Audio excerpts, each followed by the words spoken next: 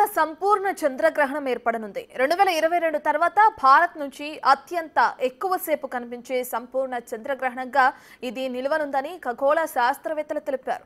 అలాగే 2018 జూలై 27 తర్వాత భారత్లోని అన్ని ప్రాంతాల నుంచి సంపూర్ణ చంద్రగ్రహణాన్ని వీక్షించడం ఇదే మొదటిసారి కానుందని అటు పూణేలోని national centre for radio astrophysics లో అసోసియేట్ ప్రొఫెసర్ గా పనిచేస్తున్న దివ్య చెప్పారు.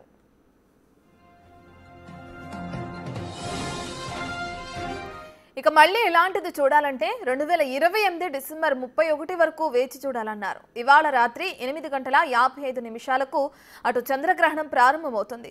రేపు తెల్లవారుజామున 2:25 చంద్రగ్రహణం ముగుస్తుంది.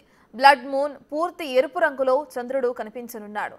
వాతావరణం అనుకూలిస్తే ప్రపంచ జనాభాలో దాదాపు 85% మంది ఈ అద్భుత దృశ్యాన్ని వీక్షించొచ్చని నిపుణులు అంచనా వేస్తున్నారు.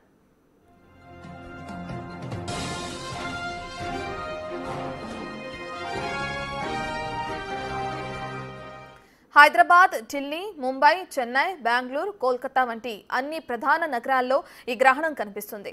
రేపు ఆలయాలన్నీ మూసేయనున్నారు. తిరుమల ద్వారాలు మధ్యాహ్నం 3:30 మూతపడి రేపు తెల్లవారుజామున 3 గంటల వరకు తెరుచుకోనున్నాయి. దాదాపు 12 గంటల పాటు మూసేయనున్నట్లు టీటీడీ ప్రకటించింది.